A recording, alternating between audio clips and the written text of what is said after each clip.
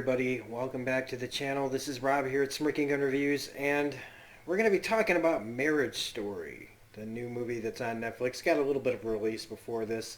You know, some people's reviews are already out. Most people's reviews are already out.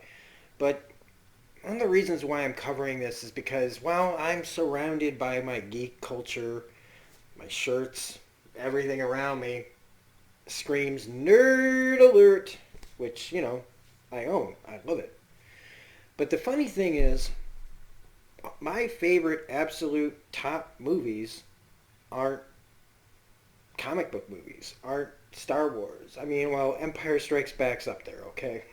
Let's be clear about that. But the absolute best, my absolute favorite movies have pretty much nothing to do with comic books, big epic franchises.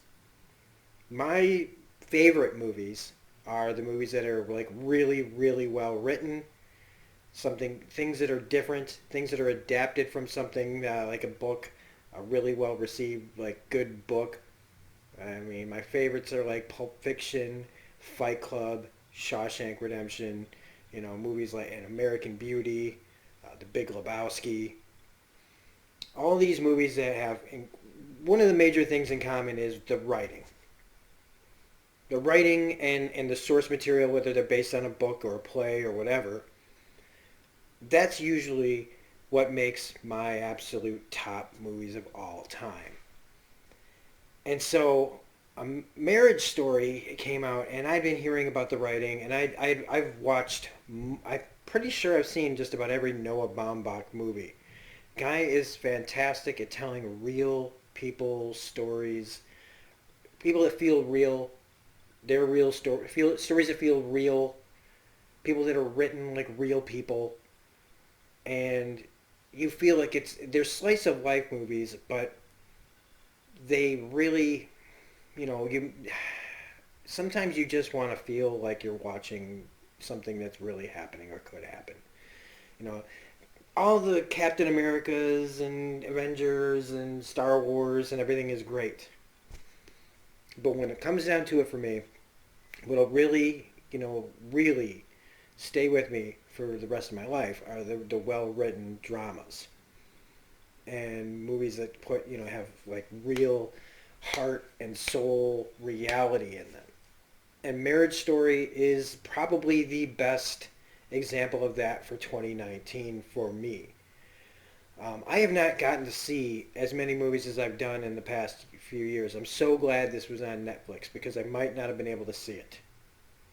Like The Irishman, Netflix has knocked two movies that are probably going to be up for major Oscars this year. And after seeing this, I would hope that this movie at least gets nominated for Best Original Screenplay. I will almost guarantee you that both Scarlett Johansson and Adam Driver are getting nominated for Best Actress and Best Actor. I think Johansson should win for Best Actress, hands down. Driver, I think he'll be gracious in his defeat to Robert De Niro, because if you're going to lose to somebody, lose to De Niro. But that is not to say that if they say Adam Driver's name as Best Actor, and he's going to win some awards. Let's just put this out there right now. If Adam Driver doesn't win some awards at different places for this role, it's insane. Kylo Ren is a distant memory when you see this performance. Both of these people are at the top of their freaking game in a script that practically feels like it was tailor-made for Scarlett Johansson when she talks about this, like how long it took her and Noah to get this movie made and how her divorce played into this. And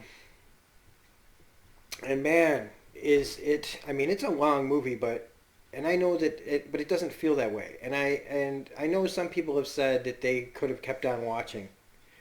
I felt like it was the perfect length, and there were so many times where this was difficult. It was so real, and I felt like I was spying on somebody's real life. The one thing I do disagree on about what some people have said is that, when they talk about this movie, They talk about how these people are trying to work it out, like stay. They're getting divorced, but they're like trying to stay amicable throughout the process. But I feel like that goes south like so quick.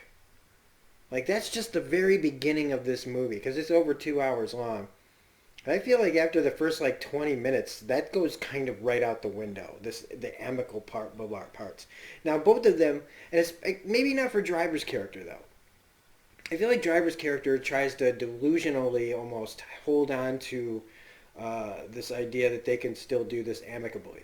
I feel like Johansson's character, um, it's Nicole and Charlie. So I should be saying the character of Nicole.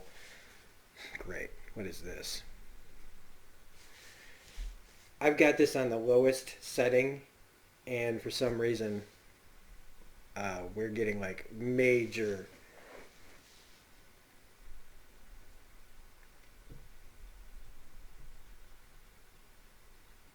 Here we go. We're back. So I've even fast forwarded it to the courtroom scene and this scene because these are the biggest moments. Really, the end of this movie is really. But I feel like it's Johansson's character that kind of gets the ball rolling. And the balance that this movie has, where you don't really pick a side. It's almost like, and again, if you want to bring it up to something bigger, how Civil War made you kind of question, like, I'm Team Cap. But there were times in that movie where I go, just kind of start to waver a little bit, to where picking sides is really hard. And in this, there's really nobody that's right or wrong. Like, there's problems with both of these people. I think one of the major parts about this whole thing comes down to how, when their letters are read, both of them about competition. And how I feel like in a lot of ways their competitiveness is what drove them apart. His inability to see what she needed and her inability to kind of, in my opinion, make it more known what she wanted. But that's just a small part. And I know that somebody's just going to hear what I just said and be like, oh, goddamn, no way, motherfucker. You know, don't be, you're a sexist pig or some crap. But that's not what I mean, because he's got his problems too. And he did, spoilers by the fucking way. He slept with somebody when they were working things out. But I don't think they were ever really working things out. I almost feel like that was one of the weakest parts of the story, was throwing that fact that he had slept with somebody. I feel like in a lot of ways they needed to add that to his character to make him less sympathetic, because I think up until that point he was very sympathetic. You would see things from her perspective and his perspective, and he felt more like the person who just kind of got blindsided by this, the one who felt like he was all about he loved her so much, and why is this happening kind of thing. And she kind of looked like they were painting her as more of a villain in this a little bit, until they threw in that, oh, he slept with one of his, the people at his play. But Scarlett, man, wow. She and him have like some of the best chemistry for two people that I would never have guessed would have chemistry together. Honestly, I heard about that when I heard that she was in this. I was like, great. Oh, who plays her husband? Adam Driver. I'm like, get the fuck out of here. But I actually did believe their chemistry in this. One thing that didn't like sit as well with me, or at least it just didn't feel as like connected, was their jobs. Now, do I think it's perfect that two actors are like in a actors are notoriously bad at marriage. If you let's just say universally, a lot of people are bad at marriage, but what I seem to notice is that actors that marry other actors, their marriages just blow up like in spectacular fashion, and usually really early. And so many of these actors have multiple marriages with multiple actors. And so I feel like if anybody's going to talk about divorce and make it believable, it's actors. Like, so acting in these kind of movies is kind of like a no-brainer.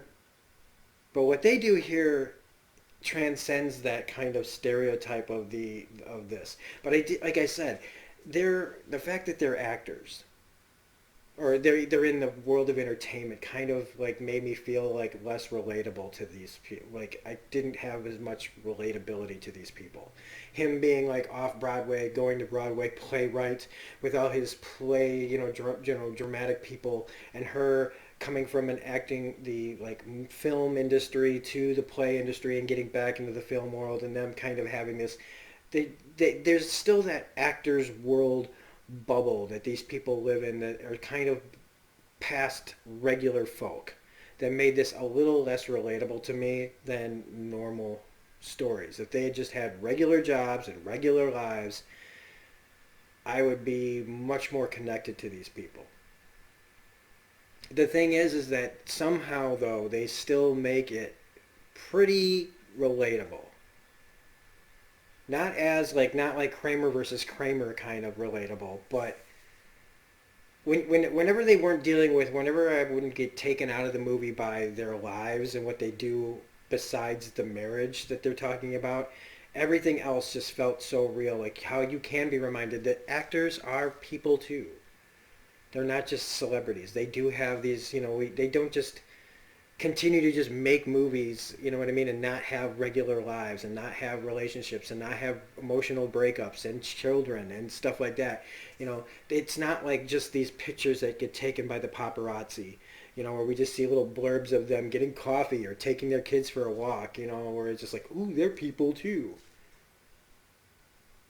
In this, you see two people at their worst. Their worst. When the lawyers get involved, oh my God, it's very hard to watch. Two people that just end up going to town on each other. And in this scene alone, it's like, it felt like so real, because how many people get into these kind of arguments where you just say the worst shit that you wanted to say but don't really mean. Like these things that you just want to throw at somebody just to hurt them.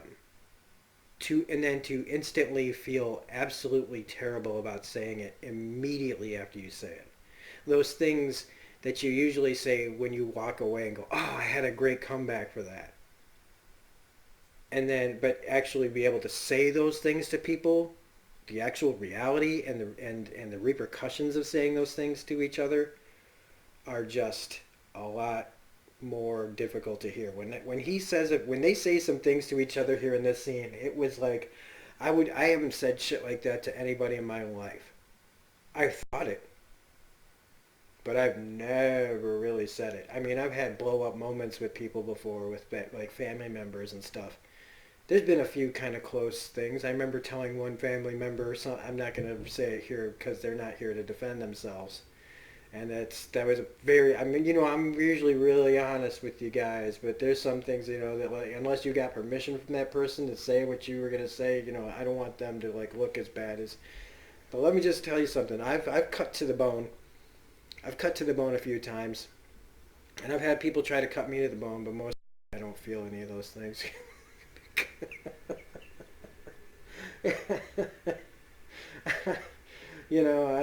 That's funny about, whatever. Move. So, Marriage Story, man, it's going to make you feel a lot of things. I didn't feel the need to see any further into these people's lives. Because that's the thing, I never felt like I said, the connectivity to them went only so far with me. Where I could turn this off and be like, yep, moving on with my life. But sitting here, when you talk about it, when you're in the midst of it, when I'm sitting here with it behind me, where he just says the worst thing right there, the worst, and then loses it. This was the best scene, and then the scene when He's reading her letter that she wouldn't read. So at the beginning of this movie, they both write about the things that they like about each other. But then we find out that they haven't actually said it out loud to each other. And he's willing to read his thing, but she's not. But at the end of the movie, his son is reading it, reading her paper, and he helps him read it. And that moment where he gets to say, to the part where she says, I was in love with him 2 seconds after meeting him, and he almost breaks down in front of his kid while she's in the doorway, like faded in the background, but you can just see that she's upset. You can just tell without even having to see her. Like, holy God. Holy God, man. It is very powerful. And it's important. I feel like that was one of the most important parts because I think if her character reads that out loud and then he reads his thing, they might not have gone through with the divorce. I think she might have even known that they would never have been able to go through with what they go through with. Because I feel like it was necessary that they go through this. Not everything should be saved. Some things need to end. And so by reading it at the end, he knows that he's confirmed that the things that were said and everything and how she feels were real and somehow still kind of are. And that's just amazing. There were a few other things that I was going to bring up. Nora Dern is incredible in this movie. Her and Ray Liotta Ray Liotta has less screen time than Laura Dern. Laura Dern, woo boy, she's a vicious lawyer in this. And Ray Liotta, I mean, whether he's playing a gangster or a divorce lawyer, some bitch is intimidating as hell. Alan Alda's great. Merritt Weaver's great. Julie Haggerty is really fun. She's really cute in this movie. The kid, holy crap, is he believable? This kid, look, I'm not a big fan of kids. I was not a fan of this kid either, but boy did he feel real. Like, the acting is great. The kid's acting so real, I couldn't stand him. So I know he's just being a kid.